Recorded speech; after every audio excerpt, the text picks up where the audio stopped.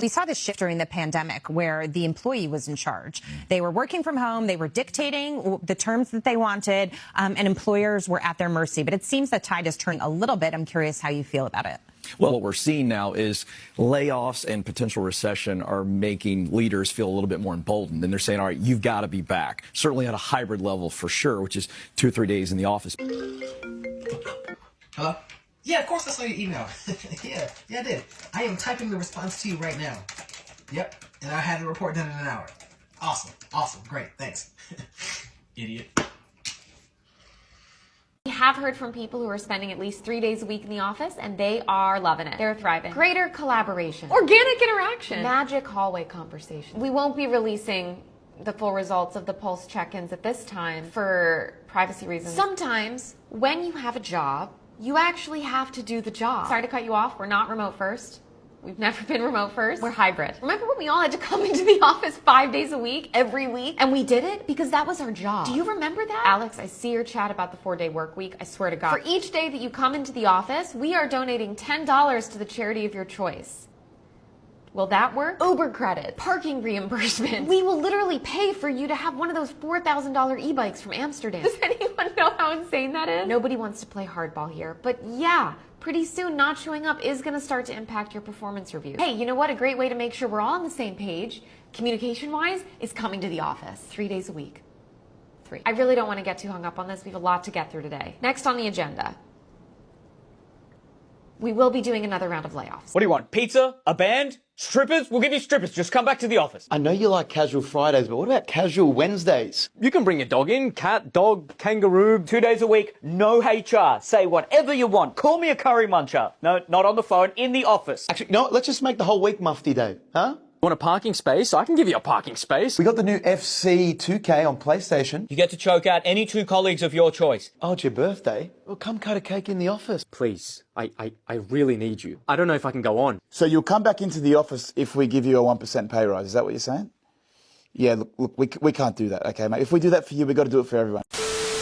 While customers receive deliveries at home, Amazon wants its corporate workers back in the office full-time starting next year. CEO Andy Jassy writing Monday in a memo, "We've decided that we're going to return to being in the office the way we were before the onset of COVID." Adding, the move will further strengthen Amazon's culture and brainstorming. Anxious Amazon workers aren't happy about a full-time return to the office. One writing, "Life is too short to spend it commuting 5 days a week." Another saying, "I think it is time to start looking for a role at a company that trusts their employees and treats them with respect." From Wall Street to the City of London, major banks are getting serious about ensuring staff are coming into the office. Chief executives like Jamie Dimon have said bankers need to be visible on the floor and meet clients face to face. They say it fosters company culture and easier collaboration. Financial firms are cracking down on those who flout in-office policies. Citigroup managers are reminding staff who have persistent, unexplained absences about the firm's stance on office work. Goldman Sachs is also telling workers the firm expects them to be in 5 days a week. Let's talk about a big topic for many office workers, changing remote work rules. Dun, dun, dun. The number of companies demanding employees return to the office is rising. Amazon recently made headlines for mandating a 5-day in-office work week. But a recent survey found that 1 in 5 employees, listen to this, they admit to ignoring their company's return to office policy. We know that there are fewer and fewer jobs available. 20% of the job openings are remote and hybrid jobs. That is fewer than last year. There is more competition for those jobs. Right. So if you ignore your employer and you find yourself out of job, it's not like you're going to go out and easily find a replacement that's a remote job. Right. What's going on, guys? JC Nita here, property owner, investor, and online creation dabbler, back with another video. And apparently, everybody's boss wants them back in their office. Tech companies also have a lot of influence over work culture in general now. So when they start putting in return to office mandates, people pay attention and wonder if there's going to be a ripple effect. The fun times are over, folks. Apple was one of the first companies to actually have everyone work from home in the early days of the pandemic. But famously, Apple's always been very pro in office work, and they've asked people to come back 3 days a week now, and they've been really strict on enforcement. And Meta and Google, which are also some of the most influential companies in the Valley when it comes to work culture, they now have similar policies. So, Mike, what's the deal with Amazon? Amazon is going hard. They're doing 5 days a week. I am of the belief that the return to office mandates are largely about power and control, and we want to know what you're doing to earn all this money that we're paying you. So it is no secret that large tech companies like Facebook or Meta, Alphabet or Google, and Amazon are highly influential to other companies in setting the culture and just in setting the culture in general. And so it's no surprise that if these large tech companies are trying to bring everyone back into the office, that other companies are following suit. It's interesting that Amazon wants to bring everyone into the office 5 days per week. To me, that's ridiculous. Unless you're working in the Amazon warehouse, then that makes sense, obviously, because how do you do a warehouse job from home? I get it. But if you're working in the office or anything administrative related 5 days a week, I mean, hey, is their prerogative. The bigger question is, what's the purpose of this push for back to in-office? A lot of companies will tell you that it's about collaboration. What these people were saying is that they think it's more so a management by walking around type of thing, where they want to see your butt in the seat. And even if you're working for Amazon on the clock, at Amazon, online at Amazon, buying things from Amazon on work hours, they at least want to see you sitting in front of that computer to get the sense that you're working. Here's an unpopular opinion about remote work. I know I'm going to get a lot of hate from this in the comments, but the real reason that CEOs hate remote work isn't just about commercial real estate. It's not just that companies have invested in offices and they want to get ROI out of them. The real reason they're forcing people back to the office is about control. Now, a lot of leaders at companies have said that the reason they're forcing people back to the office is so that they can build relationships and they can collaborate, and that will help with creativity. But the real reason that they're forcing people back to the office is because they want control back. You see, when people started working remotely and they had the option to work from home, they quickly realized something. If you do the bulk of your work from a laptop, you can literally do it from anywhere. And you can also get other things done in the day. For example, you could go to your kid's sporting event, or you could get healthy and go for a run in the middle of the day. And as long as you're getting your work done, as long as you're getting results, which sometimes means you got to do work after hours at home, but as long as you're getting the results, nobody's going to ask questions. This also means then that work doesn't have to be the number one priority in your life. But if a CEO and a company is paying you 6 figures or more, this is not enough. They want work to be the number one priority in your life, and they want it above every single thing. Your family, your friends, your own health, your hobbies, whatever it is, work needs to come first. And CEOs realize the best way to do this is to force people back to the office so they can monitor what they're doing and control them once again. That's the real reason they're forcing people back to the office. The overall point that he's making is that the reason that big companies, or just companies in general, are bringing people back into the office is for control. Like I mentioned before, they want to see butts in seats. They want to manage by walking around. They think that because they see you in front of your PC that you're doing work. And so that's the biggest reason he's saying. The other thing he brought up was about commercial real estate. That's another theory that's out there, is that a lot of these big companies, or companies in general, again, have a lot of office space. And if the office space is not being used, they're paying for it one way or the other. So they want to make sure they're getting a return on that money instead of just wasting it on empty office buildings. Something he brought up here, though, does make me want to bring a point up about there are people that abuse work from home. He mentioned about going to your kid's soccer game in the middle of the workday. I mean, if your kid's soccer game is 30 minutes and you take your lunch break and go to it, fine. But if you're taking a long extended break during the middle of the workday to go to your kid's soccer game or some other personal thing, I don't necessarily agree with that. I think that's the wrong thing to do. That exactly is why managers at companies are pushing for this. It's because when they think about work from home, that's probably where their mind goes to first. People are abusing the system, they're on the clock, in bed sleeping until they hear their email ping, or they're out getting their nails done somewhere, or they're out, taking a boxing class on work hours and they're getting paid for this. Now, he also brought up the fact that when you work from home, you can do your work after hours or odd times. Personally speaking, I do work from home and I do work odd hours sometimes. So instead of working the traditional 9 to 5, I will sometimes maybe work 4 to 5 hours in the morning and take an extended break, to his point, in the middle of the day, and at night come back and work another 3-4 hours. So what I found is that I work more when I'm working from home than I do when I'm in the office and have to deal with a long commute. I guess I do see his point.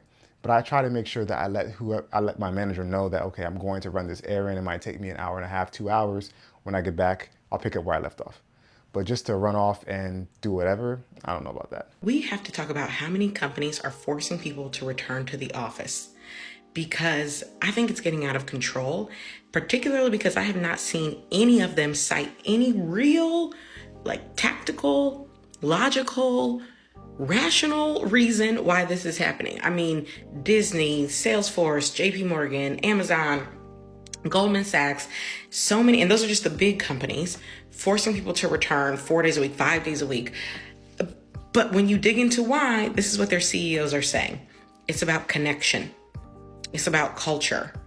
It's about morale. Yet their employees are literally signing petitions, 14,000 people signing petitions saying culture will go down, morale will go down. We will all be less happy if you make us go back. So somebody please make it plain to me, because it'd be different if there were a bunch of studies saying productivity went way down in the pandemic. It did not. It went up, right? So am I crazy? Can someone make it plain for me? Because it doesn't make sense to me. I've seen some articles and studies that do point to that point to people being in office together does increase productivity, does increase morale. There's also articles and studies that cite the opposite. So I think whatever you want to find, you'll find it. If you want to find evidence to support your argument that working from home is better, you'll find it. If you want to find evidence to support that your argument to go back into the office more days than not is better, you'll find it. But I will say this though, if you just take the overall sentiment of feelings of people, whether it be anecdotally, people you know personally, or online, like on social media, you will see that most people are not in favor of being back into the office 5 days per week. Very few people anyways. Now, some people do prefer the hybrid model, where you're in office maybe 2-3 days per week and you work from home the rest of the time. And I think that's actually a good model, because then it's like the best of both worlds. You get to be in the office and have that morale building, that camaraderie. It satisfies the managers who enjoy managing by walking around. But then you also get what I think is an increased productivity level from working from home. Personally speaking, I do know actually that I work more when I work from home, and I get more done because I'm working longer hours. That's mostly because, like I mentioned before, if I'm commuting 2 hours per day, and this is me personally, some people's commutes aren't that long, some are longer. By the time I'm back from the office, I don't really want to do anything else after I've been on the road that long. Not to mention everything else that goes along with it, having the meal prep, having to pick out outfits, having the in-office conversations, which, yes, they can help build morale and culture, especially if you like your coworkers, which I do. But at the same time, it can distract and it can reduce the amount of work you do because you're having a lot of water cooler talk. Zoom, the literal company, made all of their employees go back to the office this week. The company that single-handedly allowed us to all remote work for the last 3 years has made all of their employees go back into the office. I've been reading a bunch of articles about it, and all these execs that are making people return back to office, they keep focusing on this whole idea that hybrid work is better for productivity. They keep calling it like togetherness, work culture, all of these things, but it's something bigger. Zoom is more late stage when it comes to their growth. They have acquired most of their market share. They've been quite a hot topic for the last 3 years. They're also already public on the stock market. But what happens is the board always wants a specific amount of growth. So let's call it 20%, right? So sometimes when you've hit a peak at a company, it's hard to constantly hit 20% gains every quarter or every year, whatever the goal is. Sometimes instead of looking at what they can increase, they look at costs that they can decrease. And office space is considered a cost. But the thing that's very interesting to me is office space is considered a sunk cost. Regardless if you use the office or not, you have already paid for a lease or bought the building. And imagine a lot of these execs are stuck because they're like, I can't hit 20% anymore. And I'm sure the board is like, well, what about those office spaces? I never ever buy the whole thing when a CEO or any type of exec is like, oh, we want you to come back into the office for that culture. It's not about that. My other theory is just some big four consulting firm is just like, oh, you know what you could do to increase productivity, get everyone back in the office. Like they read some study from 2020 or something. Some current employees of Zoom are using Blind to talk about what's going on right now. Pretty unhinged. This one says, CEO basically said, take it or leave the company in the meeting, LOL. Of course, obviously, these comments are alleged, but here's another one that I thought was really insane. His reasoning for RTO, referring to the CEO, was that he saw an intern working late at 10 p.m. in the office and how it inspired him. I'm just done with the whole fetishizing hustle culture. Of course, every business has their right to do whatever they want that's legal. I remember like Zoom being the best place to work, and they had like all these like awards that they were winning. And to me, it feels scammy. Like it just doesn't feel authentic anymore. Gen Z sniffs that inauthenticity out so well. You can, of course, as an employer, ask everyone to return to office, but if you're expecting everyone to be back in a 50-mile radius of your job, there better be salaries that match the cost of living within a 50-mile radius of that place. If not, that's exploitation. I have to take a really quick shot at Gen Z. You're gonna catch a stray, okay? I'm a millennial. You're gonna catch a stray. I apologize in advance. But she said that Gen Z can sniff out inauthenticity like nobody else. And maybe she's right, but to me it just sounds kind of, I don't know, cheesy, or not cheesy. It sounds like something a Gen Z person would say. By the way, her name is Anti-Work Girl Boss. Anti-work. So I don't know if I would want her being the face of the push to not bring everybody back into the office if her name is anti-work. So, but that's enough about personally speaking on her. I want to touch on some of the points she brought up. One of the first things she said, which I do agree with, is it's kind of ironic. It's actually very ironic that Zoom, which is a company that's all about remote video conferencing, what have you, is one of the foremost companies pushing for a return to work mandate. It's oxymoronic, that's ironic, it's weird. I could see it if it was a trucking company or something like that, but it's literally a virtual tele meeting company. So with that said, she also brought up the thing about office space. She's right about that because this is just anecdotally my personal experience. I used to work a couple years ago for a company who I was fully remote, and then they sold off all their office space because they were losing money on it because they went to a fully, like I think 95% or more work from home workforce. And so yes, they're losing money and it is a sunk cost. And obviously you would say, okay, well just sell off the office space. Sure, when you sell it off, someone has to buy it. So who's buying that office space? Or it could be converted. I know a lot of cities are thinking about now trying to convert some of these office spaces into, say, affordable apartment homes. But the thing about that is difficult to convert them for a lot of different reasons, which we won't get into in this video. She also brought up this thing like a forum, I guess, where people that work at certain companies go on there and they talk crap about the companies or whatever. They just talk about the companies in general. And it reminded me that some of these companies are using this return to work mandate as a strategy to reduce costs because they know that by forcing employees to come back into the office, they're going to have some level of attrition. People are going to quit and throw their hands up and say, you know what, I'm not with it. I'm going to go find a company where I can work fully remote or at least hybrid. And so they're strategically doing these return to work mandates, knowing that people are going to quit, and that makes it so they don't have to fire them. So that's a big thing. I think even Elon Musk and Vivek Ramaswamy, who are leading this new Department of Government Efficiency, DOGE, I think they mentioned that part of their strategy is to force a lot of federal employees back into the office because they know by doing that is going to cut like a large percentage of people that don't want to come back. And just that alone will increase efficiency because a lot of those people, they said, are doing jobs that are unnecessary. I'm not saying I agree with that or not, just that's their strategy. So I think that's part of that as well. But again, let me know what you think in the comments about this. Do you work from home? Do you think that it's good, bad? Do you prefer the hybrid model? Do you think that people should be in the office because collaboration and morale building? Or do you think that you work better from home? Let me know. I personally think I work better from home. That's just me. With that being said, if you made it to this part of the video, I really, really appreciate you for continuing to rock with me. It means a lot. If you would, leave a like on the video. It's very helpful for the YouTube algorithm. And if you feel so inclined to, subscribe. And until next time, make good, smart financial decisions.